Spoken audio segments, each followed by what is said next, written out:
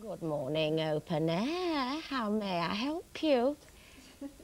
You want to speak to who, pet? Julie Walters.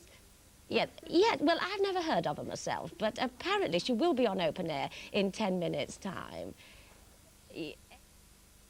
And now on BBC1, we're joined by Gary Watson at 5 to 11.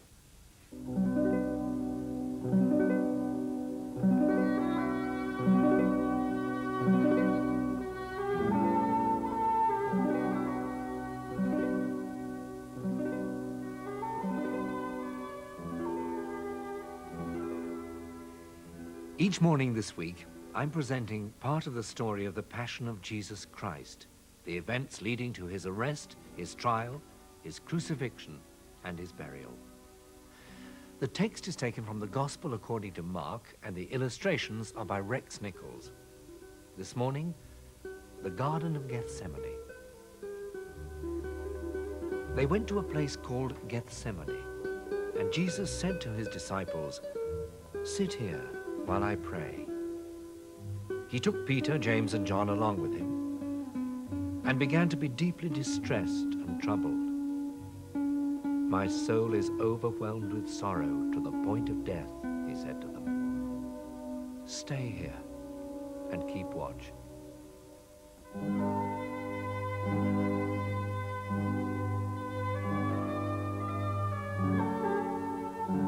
Going a little farther, he fell to the ground and prayed that, if possible, the hour might pass from him. "Abba, Father," he said, "everything is possible for you. Take this cup from me. Yet not what I will, but what you will." Then he returned to his disciples and found them sleeping. "Simon," he said to Peter, "are you asleep? Could you not keep watch for 1 hour? Watch and pray so that you will not fall into temptation. The spirit is willing, but the body is weak."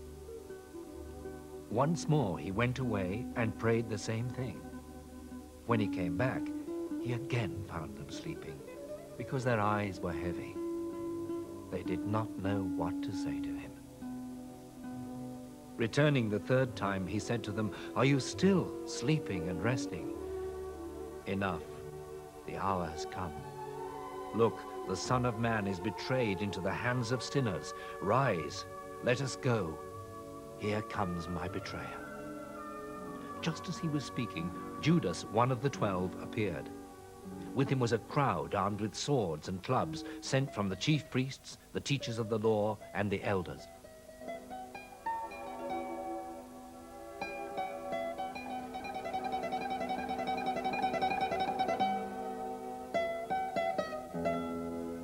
Now the betrayer had arranged a signal with them. "The one I kiss is the man. Arrest him and lead him away under guard." Going at once to Jesus, Judas said, "Rabbi," and kissed him.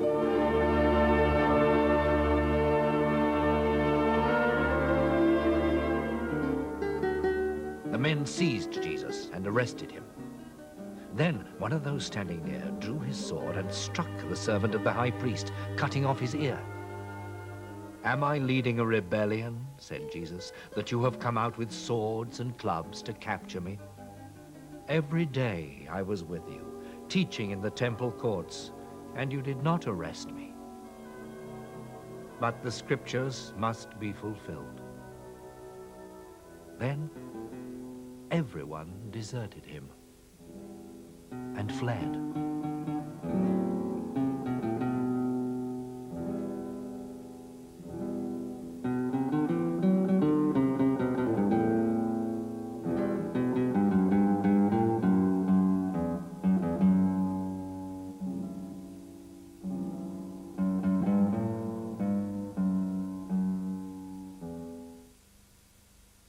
In 5 minutes, the main edition of Open Air reviews Channel 4's Women Behind Bars programme and talks to Julie Walters. Now the news on 1 with Chris Lowe.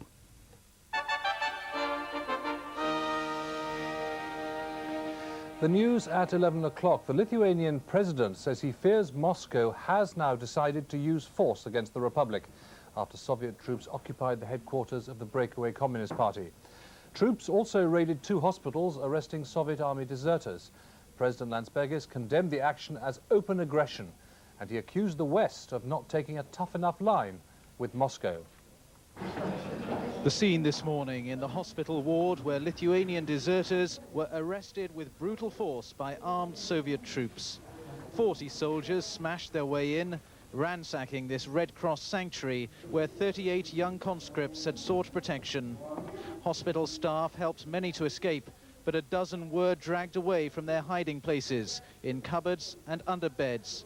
The Central Committee headquarters of the breakaway Lithuanian Communist Party, which has split from Moscow and joined the struggle for independence.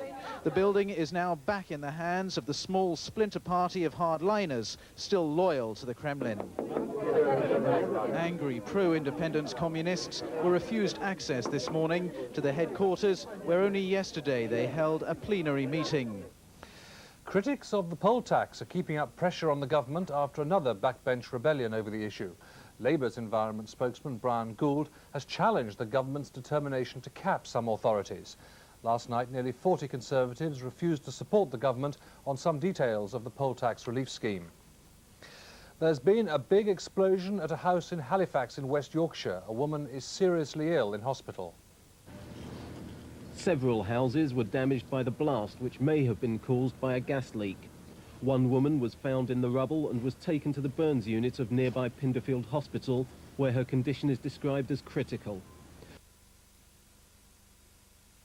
35 families have been evacuated to a local neighbourhood centre. Gas investigators are on the scene and firemen are still searching through the rubble. British film stars have won 2 of the top awards at the Oscar ceremony in Hollywood. Daniel Day-Lewis was voted Best Actor and London-born Jessica Tandy Best Actress. My Left Foot, the story of Irishman Christy Brown's struggle with cerebral palsy, did remarkably well. It won Oscars for both Brenda Fricker and Britain's Daniel Day-Lewis against strong competition. You've just provided me with the makings of one hell of a weekend in Dublin. Driving Miss Daisy, a film about the relationship between a crusty southern widow and her black chauffeur, won 4 Oscars. In addition to winning the coveted Best Picture award, 80-year-old British-born Jessica Tandy won for her starring role in the film. That's it. The next news is at midday. Good morning. Well, we've seen quite a change in the weather over Europe in the past few days. Gone the large area of high pressure, and in its place now we've got low pressure, giving some pretty nasty conditions across the Alps and into northern Italy in particular. Now, yesterday's story over there was really one of rain and more rain and some thunderstorms thrown in. For instance, at Venice it was thundering, temperature there 8 degrees with a biting cold northeasterly wind. And further to the west over France, 12 degrees was the best on offer at Cannes, and the Mistral wind was blowing down from the north, a very unpleasant wind indeed at this time of the year, and with gusts up to 80 to 90 miles an hour, it really was pretty miserable. Now, things haven't changed too much this morning, still some snow up on the Alps, still plenty of rain around. It is gradually brightening up though from the west, but those temperatures pretty miserable for first thing this morning at this time of the year, just 6 degrees. Now, we can see on the satellite picture there's not all gloom and doom. There is some nice weather about in the Mediterranean in particular, particularly at the eastern end of the Med, where it really is quite warm, temperatures around about 22 degrees this morning. Here we are then, the satellite picture showing plenty of breaks in that cloud, but still some very nasty areas around Italy and running up into southern parts of Europe. And during the next 24 hours, watch that area of low pressure around Italy, because it's going to send the rain further north up into southern parts of Germany and across Hungary, Austria and Czechoslovakia as we go through the rest of today and into tomorrow. That's the situation at the moment then. Gale force winds then blowing between Corsica and the Balearics, plenty of heavy showers coming along and still plenty of snow up on the Alps. And that rain and snow are moving further north during the day and the wind picking up as well over the Alps.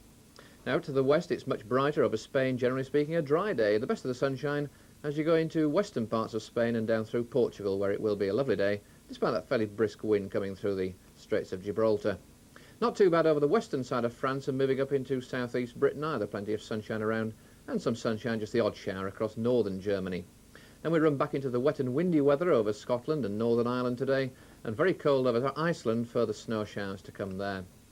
Now, with the bulk of Scandinavia, not too bad. There'll be some rain coming into Norway as the day goes along, but as you come to the east of the higher ground, plenty of sunshine around, and through the Baltic, really unbroken sunshine, I would think, today. Not too bad at all. And then coming southwards, down through the Balkans and into, well, eastern parts of the Mediterranean in general, plenty of warm sunshine down there. Temperatures anything from 16 to 20 degrees, so well on towards the 70-degree Fahrenheit mark.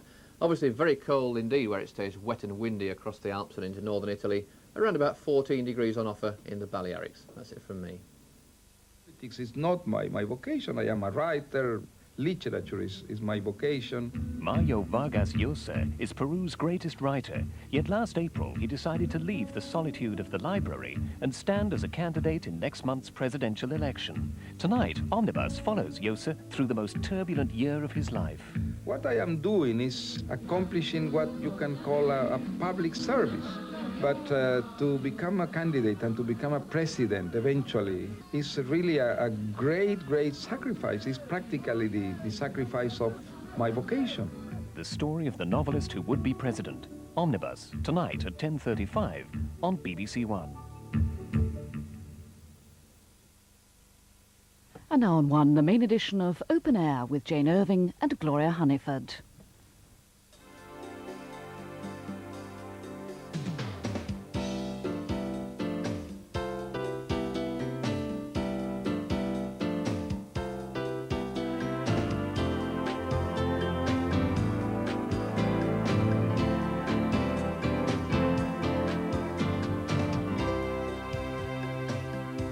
Well, hello and a very warm welcome along to Open Air. We're very pleased you've been able to join us today. And our special guest on the programme is the actress Julie Walters. Julie the star has become Julie the mum, and she'll be talking to us later on and indeed taking your calls about her dual role. She's even on the phones at the moment. I know, we've got her to work already.